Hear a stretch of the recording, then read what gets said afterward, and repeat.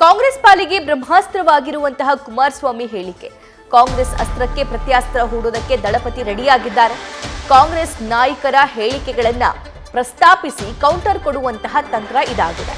JDS ಬಳಿ ಇದೆ ಕಾಂಗ್ರೆಸ್ ನಾಯಕರ ವಿವಾದಾತ್ಮಕ ಹೇಳಿಕೆಗಳ ಪಟ್ಟಿ. ಇತ್ತೀಚಿನ ಹೇಳಿಕೆಗಳನ್ನೇ ನಾವು ಕನ್ಸಿಡರ್ ಮಾಡಬಹುದು.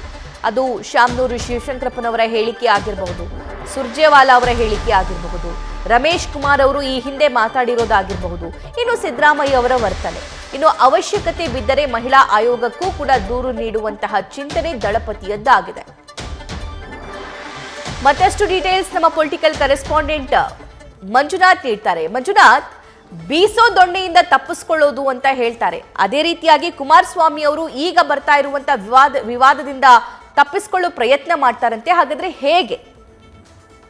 ಸಭಾ ಏನು ಮಾಜಿ ಮುಖ್ಯಮಂತ್ರಿ ಎಚ್.ಡಿ. ಕುಮಾರಸ್ವಾಮಿ ಅವರು ಒಂದು ಕಾಂಗ್ರೆಸ್ ಸರ್ಕಾರದ ಟೀಕೆಗಳನ್ನು ಅಂದರೆ ಗ್ಯಾರಂಟಿಗಳನ್ನು ಟೀಕೆ ಮಾಡೋ ಬರದಲ್ಲಿ ಹೆಣ್ಣು ಮಕ್ಕಳು ಏನು ಗ್ಯಾರಂಟಿಗಳಿಂದ ದಾರಿ ತಪ್ಪಿದ್ದಾರೆ ಅನ್ನೋ ಒಂದು ಹೇಳಿಕೆ ನೀಡಿದ್ರು. ಇದು ಕಾಂಗ್ರೆಸ್ ಪಾಲಿಗೆ ಸಾಕಷ್ಟು ಬ್ರಹ್ಮಾಸ್ತ್ರ ಆಗಿರುವಂಥದ್ದು. ಹೀಗಾಗಿ ಈ ಒಂದು ವಿಚಾರವನ್ನು ಇಟ್ಕೊಂಡು ಕಾಂಗ್ರೆಸ್ ಸಾಕಷ್ಟು ಹೋರಾಟಗಳಿಗೆ ಕೂಡ ಪ್ಲಾನ್ ಮಾಡ್ಕೊಂಡಿರುವಂಥದ್ದು. ಇಂಥ ಸಂದರ್ಭದಲ್ಲಿ ಮಾಜಿ ಮುಖ್ಯಮಂತ್ರಿ ಎಚ್.ಡಿ. ಕುಮಾರಸ್ವಾಮಿ ಸೇರಿದಂತೆ JDS ನಾಯಕರು ಕಾಂಗ್ರೆಸ್ಗೆ ಟಕ್ಕರ್ ಕೊಡಲಿಕ್ಕೆ ಒಂದಷ್ಟು ಪ್ಲಾನ್ಗಳನ್ನು ಮಾಡ್ಕೊಂಡಿರುವಂಥದ್ದು. ಪ್ರಮುಖವಾಗಿ ಏನು ಇತ್ತೀಚೆಗೆ ಕಾಂಗ್ರೆಸ್ ನಾಯಕರು ನೀಡಿರುವಂಥ ಹೇಳಿಕೆಗಳನ್ನು ಒಂದು ಪಟ್ಟಿಯನ್ನು ಮಾಡ್ಕೊಂಡಿರುವಂಥದ್ದು.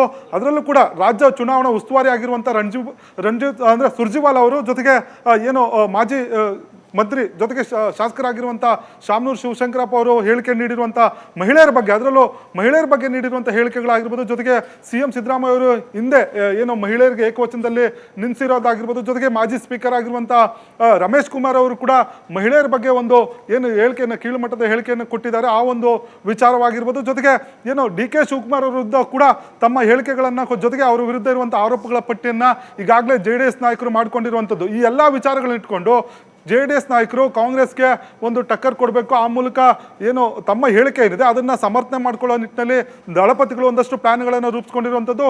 ಜೊತೆಗೆ ಅವಶ್ಯಕತೆ ಬಿದ್ದರೆ ಈ ಒಂದು ವಿಚಾರಗಳನ್ನು ಇಟ್ಕೊಂಡು ಹೋಗಿ ಮಹಿಳಾ ಆಯೋಗಕ್ಕೆ, ಜೊತೆಗೆ ಚುನಾವಣಾ ಆಯೋಗಕ್ಕೂ ಕೂಡ ದೂರನ್ನು ಕೊಡಲಿಕ್ಕೆ JDS ನಾಯಕರು ಪ್ಲಾನನ್ನು ರೂಪಿಸ್ಕೊಂಡಿರುವಂಥದ್ದು. ಸಭಾ ನ್ಯೂಸ್ ಫಸ್ಟ್ ನಿರ್ಭೀತಿಯಿಂದ ನಿಮ್ಮ ಪರವಾಗಿ.